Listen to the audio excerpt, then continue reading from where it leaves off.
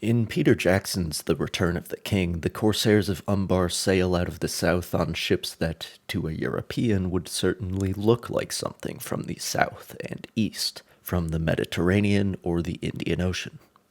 Tolkien, in a rare glimpse of technical detail, describes these vessels as, quote, dromonds and ships of great draught with many oars and with black sails bellying in the breeze, end quote. The word bellying makes it seem as though he envisages a square rig with, of course, many oars, like something out of antiquity or the Dark Ages. Dromon is a word that originates with the Byzantines, who, incidentally, would be just as confused about being called Byzantine as they would be about their society's brightest era being called the Dark Ages. In any case, like with much of the arms and armor, the Peter Jackson interpretation skews a few centuries later than what Tolkien seems to imply. What matters is that these vessels look like pirate ships ought to look in Peter Jackson's version of Middle-earth. The slab-sided lines of the hull are perhaps a bit too 19th century, but the rig is almost exactly that of the xebec. Xebec is a word that started to be used to describe certain lateen-rigged galleys operated by the Barbary pirates at close to the same time that longswords, full-plate armor, and barbute helmets were all the rage in Europe. But these are not just copy-paste xebecs, because I have never seen a depiction of a xebec, or indeed any other sort of lateen-rigged vessel, equipped with these full-length battens. Fully battened sails, historically, are the exclusive domain of the Chinese and their neighbors, and a European would describe a junk's quadrangular sails as lug-rigged. A fully battened lateen rig is, as far as I know, unknown to history. But there is no reason why it couldn't have existed. By adding this one East Asian component to the design, it is brought into the realm of fantasy without compromising any degree of functionality. These are still xebecs at heart, and as such they would be nice and weatherly with a low center of effort. Arguably, the battens might even improve the ability of these large lateen sails to maintain their shape in light airs, or to stay flatter and twist off better in strong winds. If they do have oars, that would make them all the more nimble and well-suited to the demands of piracy. The only other seagoing ship in Peter Jackson's entire trilogy also represents a fantastical fusion of design features from different cultures. This double-ended vessel with its tall, curling, serpentine stem is clearly meant to invoke a Norse or Viking aesthetic. Norse and Germanic mythology, after all, is where Tolkien's elves came from in the first place. The side-mounted steering oar, however, is where the similarities with Viking naval architecture come to an end.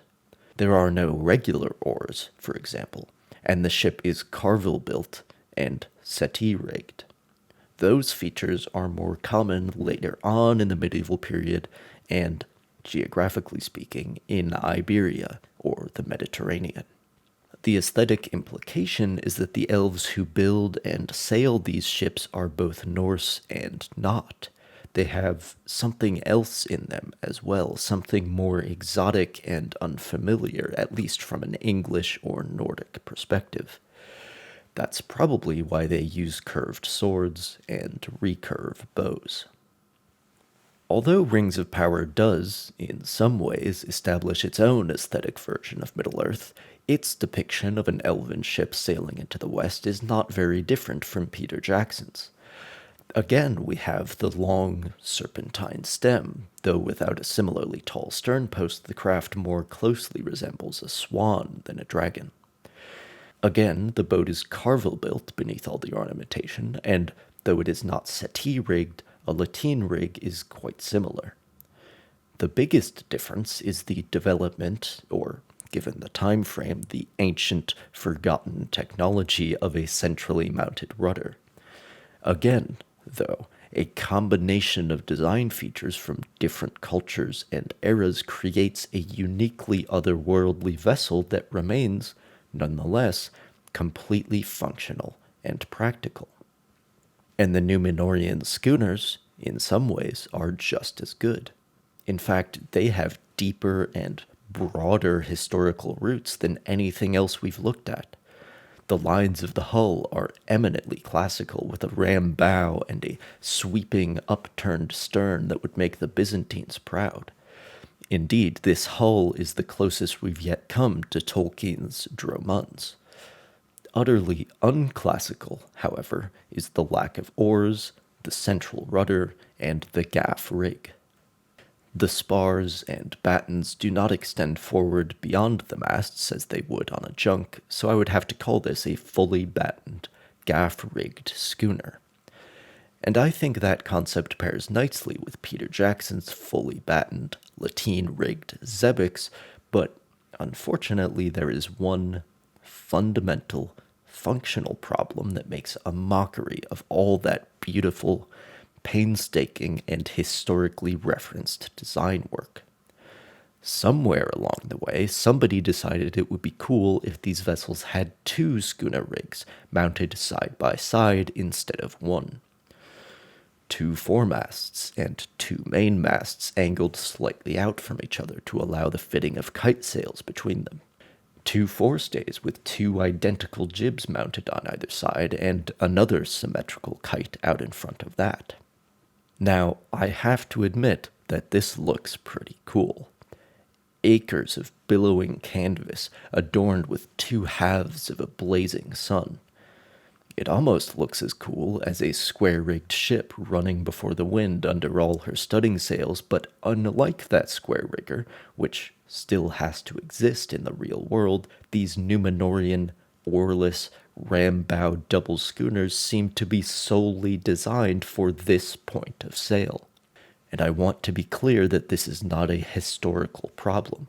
I've already mentioned the very solid, if diasporate, historical underpinnings of this design.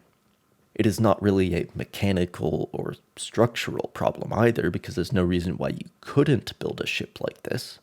There are plenty of reasons why you shouldn't and wouldn't, including increased cost, complexity, and crew requirements, as well as decreased stability. But the problem we are facing is so fundamental to the vessel's function, so incredibly basic, that we need to go back to the basics of how a sail functions in the first place. The purpose of a sail is to generate force in a desired direction by interacting with the wind. That interaction can take place in one of two ways. The wind can directly impact the sail in a more or less perpendicular fashion, quite simply pushing your vessel along as you travel downwind. The other means of generating force is as an airfoil. If the sail is luffing, that is, flapping like a flag in line with the wind, you can haul the clew in just enough for the wind to fill the sail, which then forms a curved airfoil. Wind passes along both surfaces of the sail at differential speeds, generating a force that, to an airplane wing, would be considered lift. If you continue hauling the sail in, or if you turn your vessel away from the wind, the air current along the convex side of the sail will stall, and we are back to generating force through the simple impact of the wind on the backside of the sail. Medieval and classical sailors and shipwrights were likely not familiar with the theory behind airfoils, but the existence of fore and aft rigs as early as the 2nd century BC quite plainly illustrates that they understood the practical implications very well. Square rigs and fore and aft rigs are both capable of acting as an airfoil, but generally speaking, square rigs are more suited to running before the wind, while fore and aft rigs make it easier to sail closer to the wind and even upwind, utilizing the sail as an airfoil and counteracting much of the lateral force it generates with a keel or centerboard. The airfoil interaction is generally more efficient and usable on more points of sail, which are just two of the many reasons why most modern sailboats are rigged fore and aft. Returning, then, to our Numenorian double schooners, we can observe that they are rigged fore and aft, but set up in such a way as to negate all of the advantages such a vessel has over a square rig. We never see them on any point of sail other than running, goose-winged directly before the wind, and frankly, I doubt their ability to handle other points of sail. Airfoils in such close proximity have a habit of robbing each other's efficiency, and if you were to deploy only one side of the rig, then all those extra spars and rigging would just be hanging out up there, generating drag and contributing their weight to any heel that may develop. Historically and aesthetically, this design represents just as fascinating a fusion as our fully battened Zebics or our lateen-rigged Carvel-built Viking ships. If it only had the two masts it should have, it would be a wonderfully functional and practical vessel as well. Unfortunately, however, it has been fundamentally compromised from the outset by a failure to recognize the mechanics of reality. Like armor that could not function if it were made of any material other than plastic, these schooners represent a blatant admission of unreality. They do, however, raise some amusing questions. For example, I believe this scene is meant to represent a race around the island of Numenor, but of course the point of sail of the contestants never changes. In another famous race around an island, the schooner America did run goose-winged down the Solent and across the finish line, but that was only after hours of laborious tacking up the other side of the Isle of Wight against the southwest breeze. A similar issue arises when we observe these ships sailing into and then out of the tight confines of this harbor, in both cases with an oddly convenient following wind. In the background, by the way, we can see that they do know how to build a proper sailing vessel if they set their minds to it. But navigating into this place under sail power alone would be extremely difficult in any case. The Carthaginians had a similarly tight entrance to their famous artificial harbor, but basically every seagoing ship in those days was equipped with oars. These ships are not, but yet the Numenorians seem quite confident that the wind will be directly behind them whenever they need it to pass under this bridge and out of the harbor.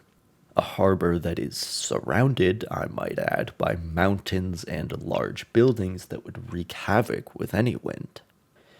The only explanation I can offer for the evidence my eyes have been confronted with, and the only way I can make sense of it all, is to say that the Numenorians control the wind, that it is just always behind them when they need it. I don't know why they would need to build such a complicated rig to harness this power, and I don't know what happens when two Numenorian schooners want to pass each other going opposite directions, if they each have their own private little wind that follows them around or something, but that is the only possible explanation. The Numenorians, consciously or unconsciously, control the wind.